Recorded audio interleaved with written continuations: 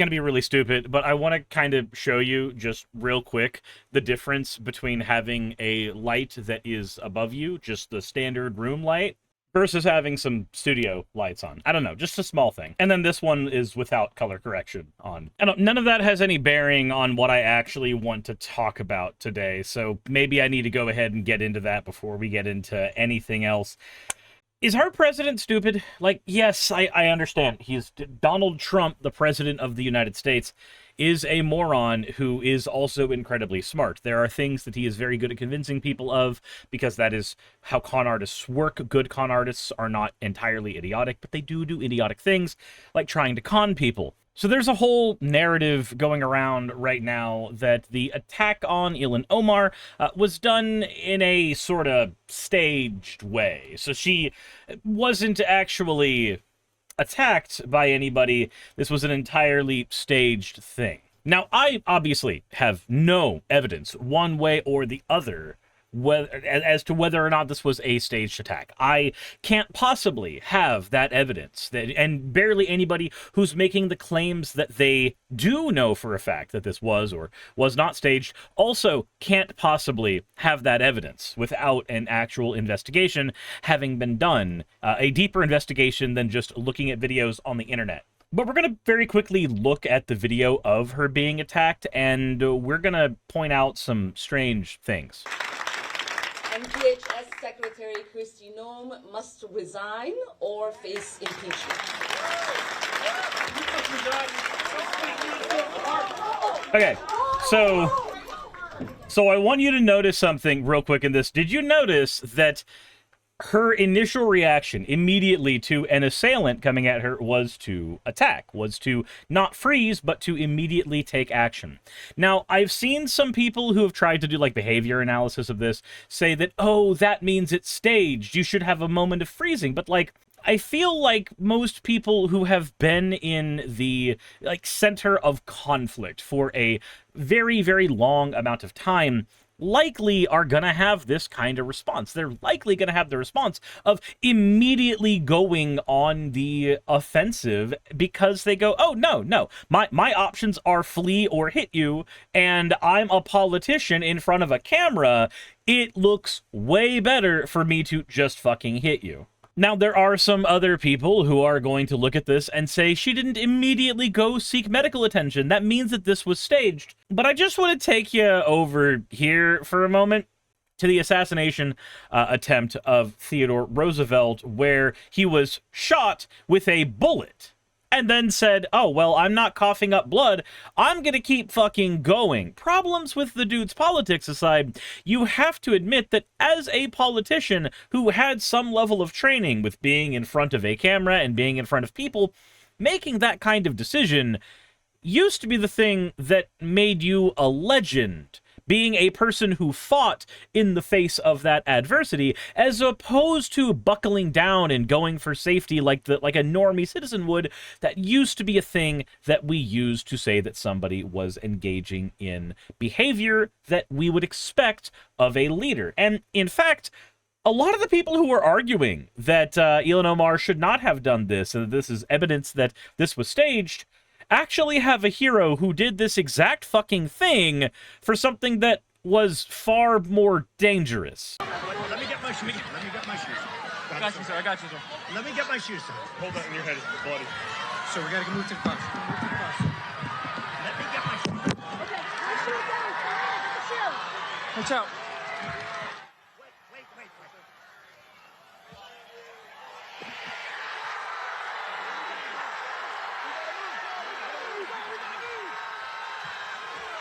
Now, I'm not gonna sit here and tell you that the now President of the United States doing that was nightmarishly stupid, because I don't have to tell you that if an attempted assassin has attempted to kill you, and your Secret Service is trying to protect you and get you out of there, and your first two thoughts are, let me get my shoes, they are more valuable than my life, and also, let me pose for the camera, it is more valuable than my life, then you would be a fairly reasonable person to assume that maybe, possibly, there was a bit of staging that had gone on there. After all, what would have happened if the assailant had cracked off another round? How many people's lives would have been put in the crossfire because you decided to poke your head out in the dumbest way possible? And yet, the same people who cheered that on are not cheering on Omar for showing a similar bat of strength. They're not doing that. Instead, they are trying to say that this is evidence that something was staged, because for these people, the narrative that matters most, more than anything to them, actually, more than anything to them, is the idea that their opposition must be doing it for the wrong reasons. The idea for the person who is very, very Trump-minded, very, very MAGA, that person looks at Trump getting shot and fighting back and sees a legend. They see a fighter. They see the same thing happening to Ilhan Omar, and they don't see a legend or a fighter. They see somebody who is pathetic and staging something for the cameras. Now, I don't know if what happened to her was actually staged. I can't give you any evidence to show that it was or was not. And if I were to assert with any authority that it was or was not staged, I would be lying to you and trying to twist a narrative to my own ends. However, I don't see anything in that attack that I do not also see in the Trump attack. And in Trump's situation, it paid dividends for us. The fight, fight, fight meme with Trump has been one of those things that you can see plastered everywhere on the internet, and you've been able to see it since before his election. It has been one of those things that galvanized his audience to no end, and many of us on the left assumed, incorrectly, that the assassination attempt had happened far enough behind the actual election that it would not play a part in him getting elected, but 4 million more people turned out to vote for him than they did during the Biden versus Trump election, and Biden's certainly not the kind of guy that can galvanize enough voters to come in your opponent's favor. Like, most people just assumed that he didn't have the energy to beat Trump in the first place if they were on MAGA land. So it is insane to me that this double standard exists. And now, don't get me wrong, there are plenty of things that we could criticize Omar for. We could criticize Omar for all of the extra money that she seems to have made as a politician and try to argue that that is some evidence that she is engaged in fraud or some backhanded, shady deals. But you could also say that about every single politician, for the most part, who has ever graced our Congress on either the House or the Senate. And given that you can say that about all of them, then, well, not all of them, but enough of them on both sides of the aisle, I feel like it's a non-point. It is a thing that should be aimed not at an individual person as a representative of our government, but at a system that is largely corrupt, kinda, sort of. You see, I also want to add in the fact that the purpose of a system is what it does, and the United States system, insofar as it exists as something other than an amalgamous blob of ideas, has produced many people who ought not gain wealth, but they have gained that wealth and power and influence anyway, and I believe that that is a feature, not a bug. But that is a conversation for a separate area. What I'm meaning to say is, there are certainly things that you can criticize Omar for, and some of those things may even be entirely based on a system that she has some control over as a politician, but not perfect control over as a politician. Was what happened with her there staged? I don't know.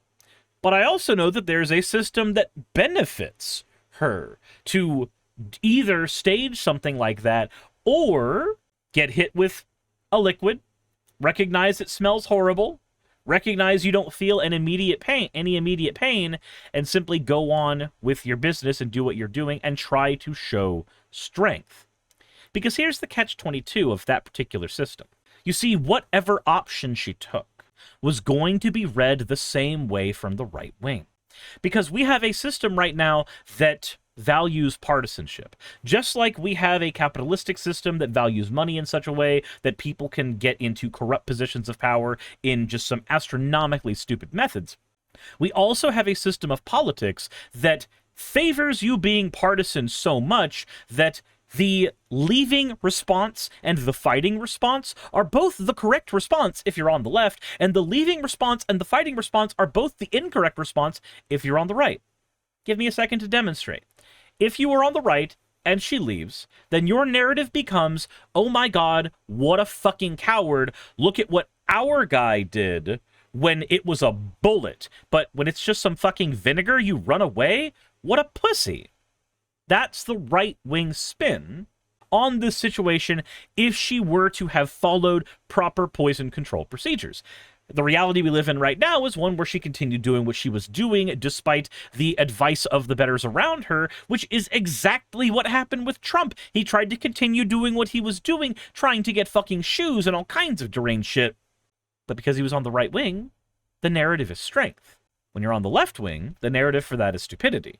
It was a stupid thing to do. Just like for Omar, it is a stupid thing to do to continue to stay on the podium and speak what you're saying when you should be going and talking to poison control because you don't know what that liquid was. You don't know if it's corrosive. You don't know if it's poison. You don't know if it's laced with arsenic. You don't know if it has anthrax in it. It's a thing that was stored in a syringe. You have no idea what it possibly could have been, and the list of liquids you store in a syringe are kind of not usually the ones you want being shot at you, typically.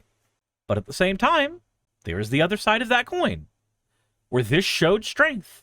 This showed somebody who was willing to put her duty above her safety. If you are on the left, walking away, of course you would do it. That's the smart thing to do. Sticking around, of course you would do it. That's the responsible thing to do. If you're on the right, walking away is, what a fucking pussy. And sticking around is, what a fucking idiot. And in all those situations, whether or not it was staged, doesn't even really factor in. Not really. After all, do we expect President Trump to never stage anything in his favor, ever? I don't think that's the kind of guy that you're going to get like maximum honesty out of. But I'm not trying to do that to talk about whataboutism. I'm trying to do that to point out that if you're a member of my audience and you're on the right wing, ask yourself the honest question. If this situation had been not reversed, but had been swapped around, if she had ran away from the liquids, if she had ran away from the assailant, be honest with yourself. Would the first thought in your mind not have been, my heroic president stood in the face of a bullet, and you ran away from a bit of fucking vinegar? Is that not the thought that goes through your head? If it were a different politician who still happened to be a Democrat, somebody you don't like, let it be AOC, Bernie Sanders, Gavin Newsom, doesn't matter, any of them. Take the time to be honest with yourself about how you would be operating with that situation. Because I'm trying to be right now, as somebody who has every ability to spin every single thing I say out to y'all in order to get money, because for lack of a better word, my job is being a pundit on the internet, being an entertainer on the internet who talks about things from a particular political angle because it happens to be the one he believes in. That said, I do want to do a call to action before this video closes out. If you haven't already, please consider subscribing to the channel. I try to be as honest as I possibly can be, as any human can be, about the things that I care about, and then I try to talk about those things that I care about. If that's something that you value in a creator or in a person, please consider subscribing to my channel. Maybe also consider supporting me on Patreon if you want to, but more important than any of that, I would absolutely adore if you could let people know what I'm doing over here. Let a few of your friends know that my channel exists, what I talk about, and hell, why you like or even dislike it. I want the feedback, and I definitely would owe you for the exposure. But that's my thoughts on the Ilhan Omar situation.